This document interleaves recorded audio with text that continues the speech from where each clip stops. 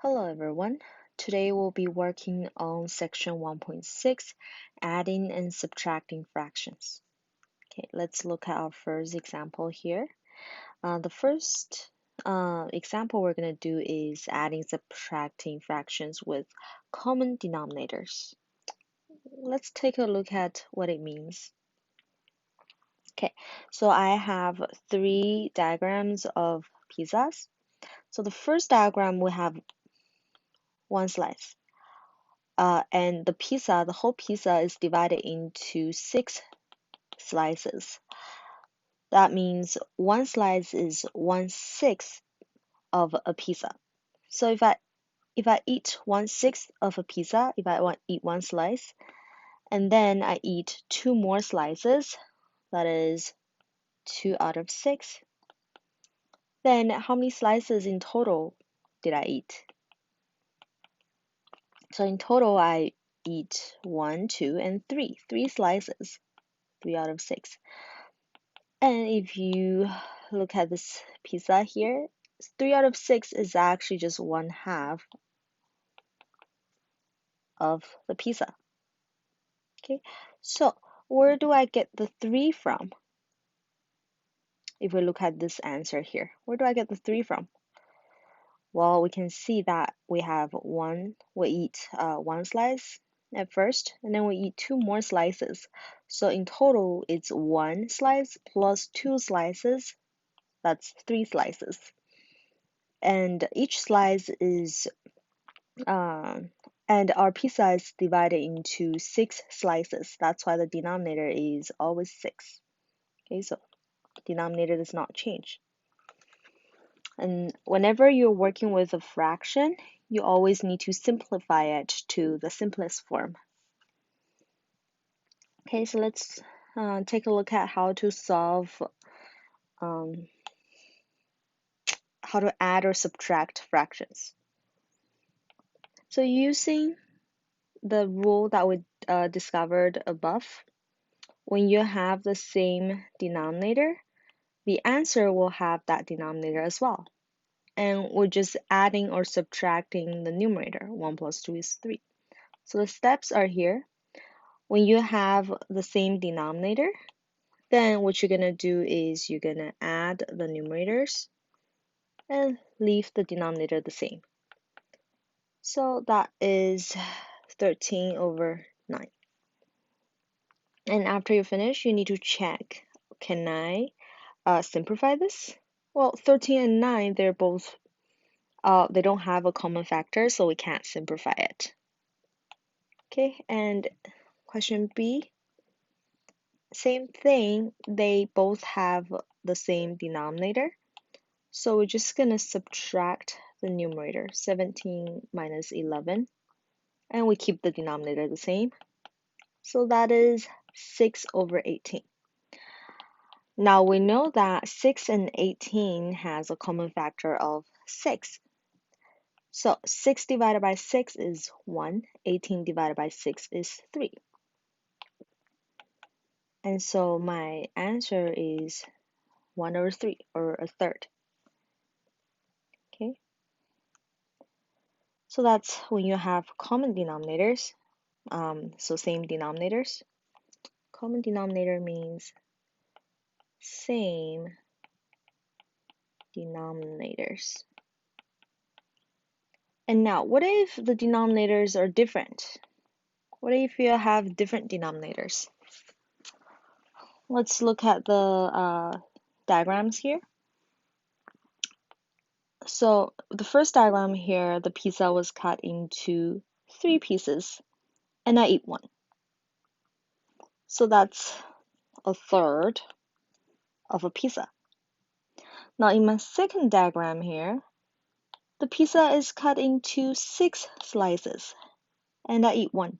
So that's 1/6 of a pizza. So if I add these two, how many slices of pizza did I eat in total? Well, we can't say that we eat 2 slices. We cannot say that because the size are different, right? So we have to make them the same size and then compare them. So if you, let me use a different color, green maybe.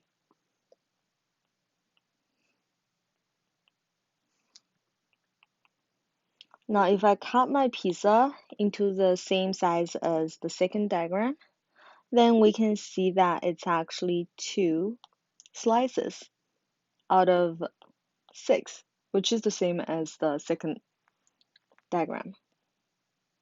Okay, so in total, how many slices did I eat? Let's draw that.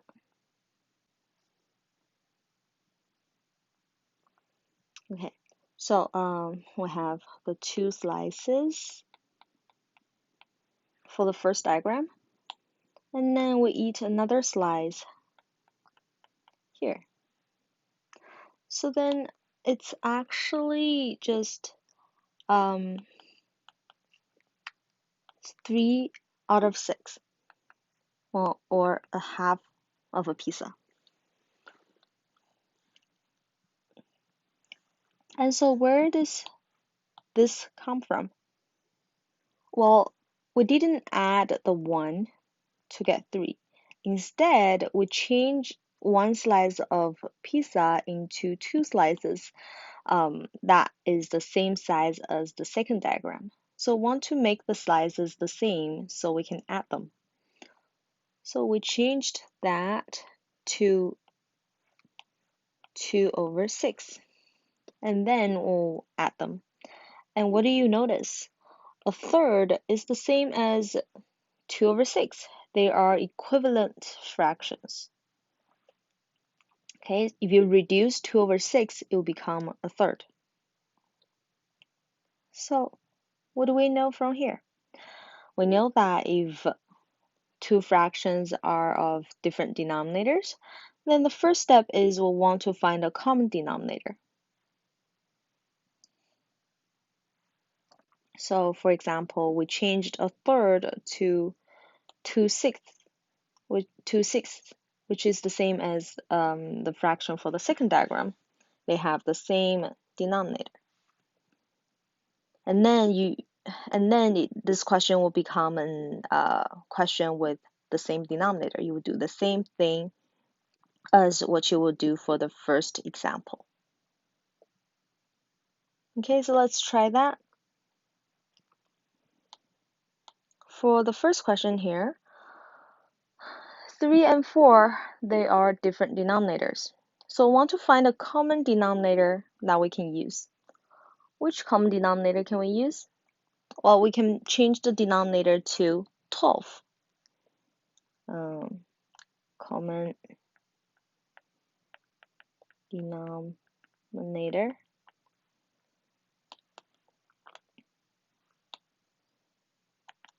For the first question, we can have 12 as the common denominator. So I want to change each of them to an equivalent fraction that has a denominator of 12. So a quarter, how do I change a quarter to something over 12? Well, we can multiply both the numerator and denominator by 3. Okay, we'll discuss that later. And how do I change a third?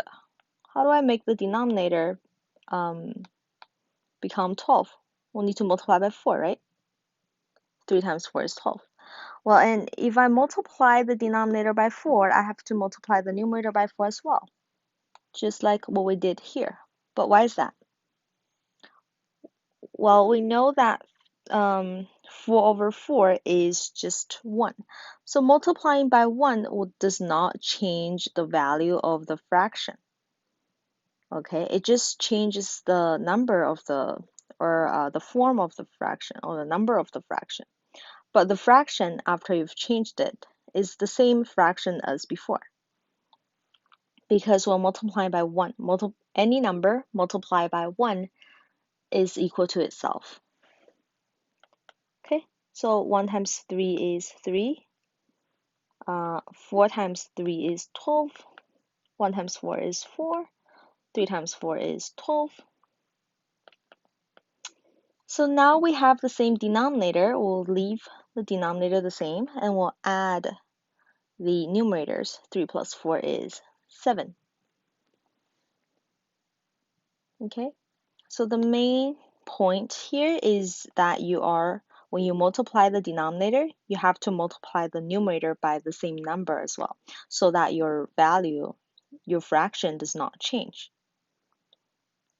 Let's do the second one. Now, the second question here, what common multiple can we have? We can have 6 because 2 and 3 both go into 6. Now, how do I change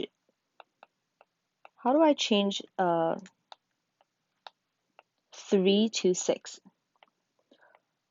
We can multiply that by 2. 3 times 2 is 6. And if we do that on the denominator, we'll have to do the same thing on the numerator. Right? And then minus half. How do I change half to something with a denominator 6? 2 times 3 is equal to 6.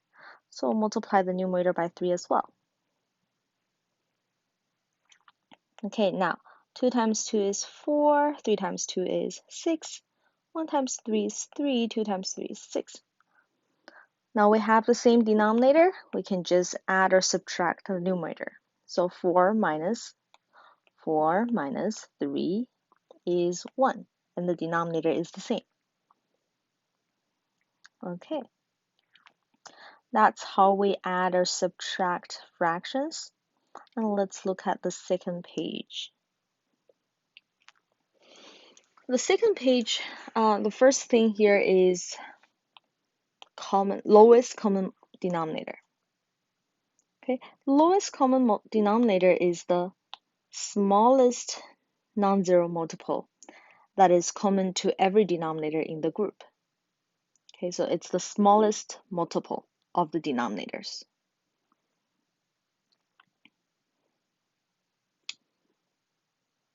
Now, let's try to find the lowest common denominator for the following two questions, A and B. There are actually a few ways to find the lowest common multiple. The first method is you can list all the multiples of the numbers. So for example, 6. 6 has multiples of 6 because 1 times 6 is 6, and then 2 times 6 is 12, 3 times 6 is 18, 4 times 6 is 24, etc. And then the second number is 9. So 9 has multiples of 1 times 9 is 9, 2 times 9 is 18, 3 times 9 is 27, etc. Okay, and here we can see that we have 18 in common. So this will be the smallest common multiple. So the lowest common multiple for 6 and 9 is 18. Okay. Let's try the same method for the second question. 8. The multiples of 8 are 1 times 8 is 8, 2 times 8 is 16, and then we have 24, 32, 40, 48. Let's try the second one, 12. Also 12, 24, 36, 48, etc. And then we have 18. 18, we have 18, 36, 54, 72, 90, etc. Do you see a multiple that's in common across the three lines? Well, 24 is in both 12 and 8, but there's no 24 for the multiples of 18. And in fact, we don't have any multiples for the first few multiples here, so we need to write down some more.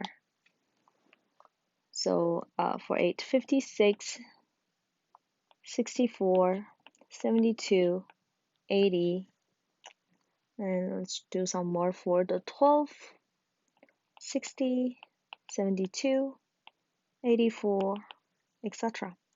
And what do you find? What do you see? We can see that 72 is the smallest common multiple between the three numbers,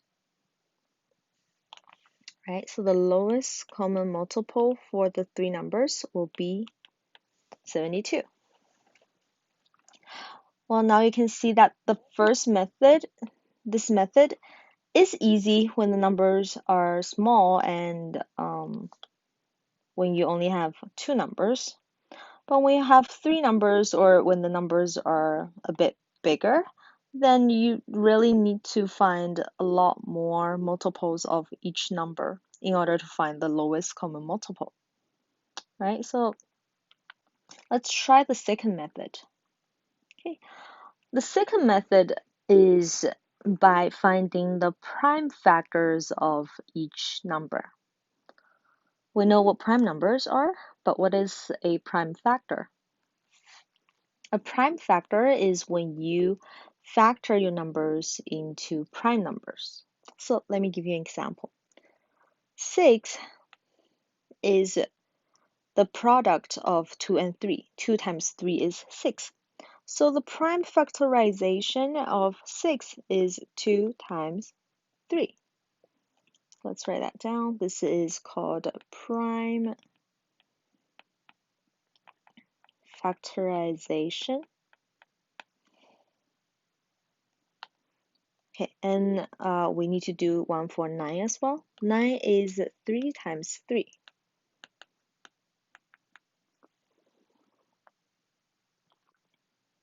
Okay, so how do we use this information to find the lowest common multiple? Well, the lowest common multiple is actually the product of the prime numbers that occurs the greatest number of times. What does that mean? So we'll look at each prime number and see how many times they occur. For example, we have a 2 here and it only occurs once. It only occurs once. And we have 3 as well. But the 3 for the first equation here occurs only once. But for 9, 3 occurs twice. So the highest occurrence of 3 is 2 times. And so the lowest common multiple is a product of the highlighted numbers. 2 times 3 times 3, which is 18. And you can see that the multiple that we find will be the same for both methods. It has to be the same. Okay, let's try the same method for the second example. Okay, let's see. 8 is equal to 2 times 4, and 4 is equal to 2 times 2. We want to factor them so that all the factors are prime numbers. And we remember that prime numbers are numbers that is only divisible by 1 and itself. So for example, 2, 3, 5, 7, 11, 13, etc. Okay, so 8 is equal to 2 times 2 times 2. And then let's do 12. 12 is 3 times 4, and 4 is 2 times 2. So 12 then is 2 times 2 times 3. And we have one more. We have 18. 18 is 3 times 6, and 6 is 2 times 3. So 18 is 2 times 3 times 3. Now let's see. We want to find the highest occurrence of the prime factors. Well, for 2, 2 occurs 3 times for the first number, 2 times for the second number, and 1 time for the third number. So what's the highest occurrence? 3 times, right? Okay. Now let's look at 3. We don't have any 3's for the first number. We have 1 3 for the second number, and we have 2 3's for the third number. So what's the highest occurrence? 2 times of 3. So the lowest common multiple then will be 2 times 2 times 2 times 3 times 3, which is 72. Same as the lowest common multiple we'll find for the first method, but I think this one is a lot easier than finding out all the multiples of the numbers. Okay, so let's write the method down for the second method. Let's write the steps down. So the first step is to find the prime factorization.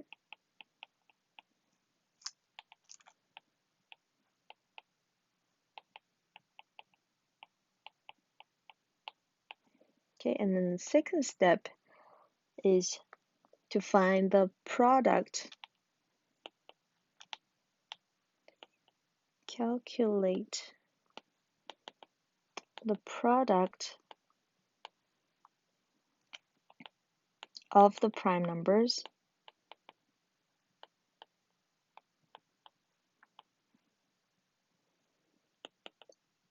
that occur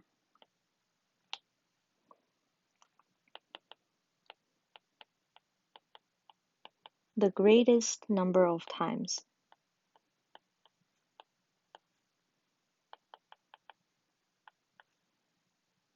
Okay, so let's highlight that. Greatest number of times. Okay, so last 2 examples is adding or subtracting mixed fractions. Okay, so let's try these 2. Well, to add or subtract mixed fractions, there are actually 2 methods as well. Method 1 and method 2. Method 1 is you change the mixed fractions into improper fractions. So you guys should know this already. I'm not going to spend time on explaining how to convert. Okay, so 3 times 4 plus 1, that's 13. 6, 2 times 6 plus 5, 17. Well, they have different denominators. We want to change them to the same denominator. And so we can find the lowest common denominator. Lowest common denominator. What is it? 4 and 6, if you use the second method we described above, 4 is equal to 2 times 2. 6 is 2 times 3. So the LCD, the lowest common denominator, will be 2 times 2 times 3. 2 occurs twice and 3 occurs once. And that will give you 12. So the LCD for this question is 12. So let's change them. 13 over 4, if I want to change 4 to 12, I need to multiply by 3. So multiply 3 on both the numerator and the denominator. And for 6 to become 12, we'll need to multiply by 2. Okay, so what we get here is 39 over 12 plus 34 over 12. And if you add them, that's equal to 73 over 12. And again, you will need to double check if you can simplify it or not. If you can simplify it, you have to simplify it first. Okay, and for this question, if we want to change it to a mixed fraction, then the answer will be 6 and 1 over 12. You don't have to change it to a mixed fraction if the question didn't require you to do so. So I'm fine with you leaving the answer in the improper fraction form. Okay, so this is method 1, changing mixed fractions to improper fractions and then do the addition or subtraction. Method 2 is a little different. Method 2 is keeping the mixed fractions, but change the fraction part to the common denominator. Okay, so 3 and a quarter is the same as saying 3 plus a quarter. If we want to change the quarter part to a denominator of 12, then we need to again multiply by 3. And so this is the same as saying 3 plus 3 over 12, which is the same as 3 and 3 over 12. Okay, and the second mixed fraction we have is 2 and 5 over 6. Same thing, we'll change the fraction part to a equivalent fraction with the same denominator. So that's 2 plus 5 over 6. We'll multiply everything by 2 over, we'll multiply the top and bottom by 2 over 2. So that's 2 plus 10 over 12, which is 2 and 10 over 12. Now it's an addition. You're adding these two fractions. So since we've changed them to common denominators already, let's just add these two. So that will be 3 over 12 plus 2, 10 over 12. And when you add them, you will add the whole number part to the whole number part. And you would add the fraction part to the fraction part. So let's see. 3 plus 2 is 5.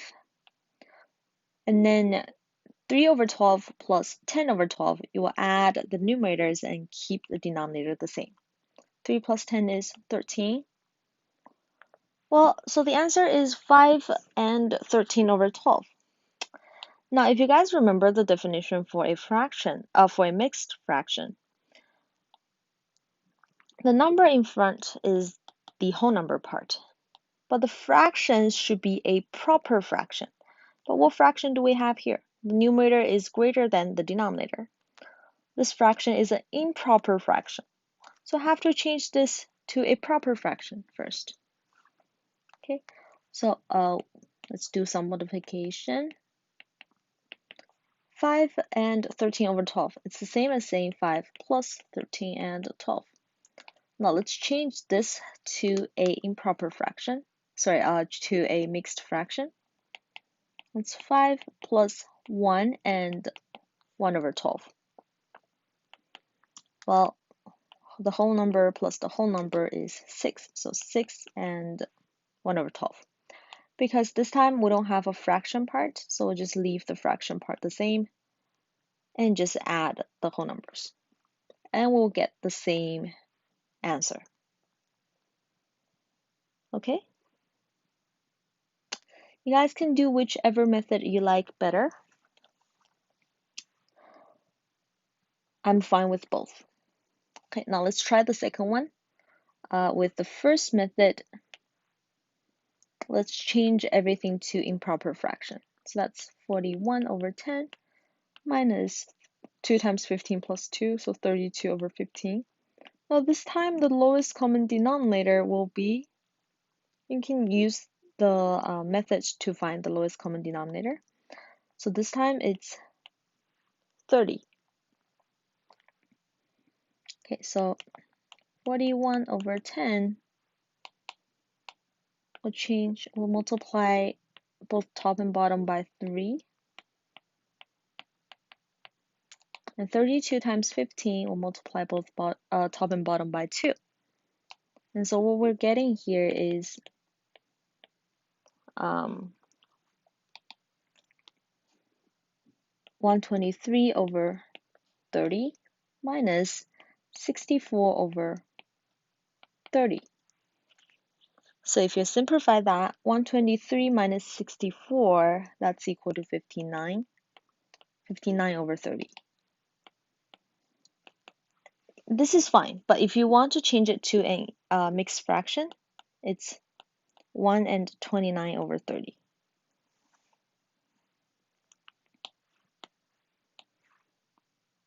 Okay, and let's do the second method for this example as well. Now 4 and 1 over 10 is 4 plus 1 over 10. I'll multiply both top and bottom by 3. So that's 4 plus 3 over 30. Okay, it's not enough space. And so that's 4 and 3 over 30. Second one, 2 and 2 over 15. Multiply by 2's. So 2 plus 4 over 30. So that's 2 and 4 over 30. Now we want to subtract them, right? Because it's a minus question, it's a subtraction question. When we subtract them, we'll subtract the whole number by the whole number and fraction by fraction. But what do you notice? The fraction here is 3 minus 4. 3 is smaller than 4, so it's not enough to be subtracted by 4. So in this case, we'll have to change it a little bit.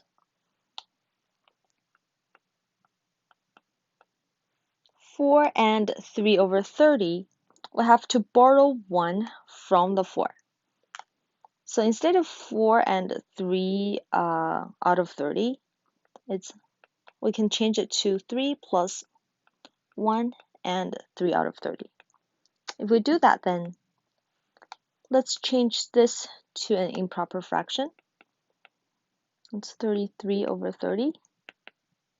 And so if we combine it, it looks like this. Okay? Now we have 33 on the numerator and the 4 on the numerator. 33 is obviously bigger than 4, so we have enough, we're big enough to be subtracted by 4. So let's do the subtraction. 2, 4 over 30. Okay, again, whole number subtracted by whole number. 3 minus 2 is 1. And fraction part subtracted by the fraction part. 33 minus 4 is 29. Okay, and we keep the denominator. Okay, so between these two methods, I personally like the first one better. The second method could be a bit too complex for some of you guys. Well, if you can do it correctly with the second method, you're welcome to use it. But I would recommend the first method over the second one. Okay. All right, that's the lesson for today. Your homework is up here as usual. Please try your homework and let me know if you have any questions.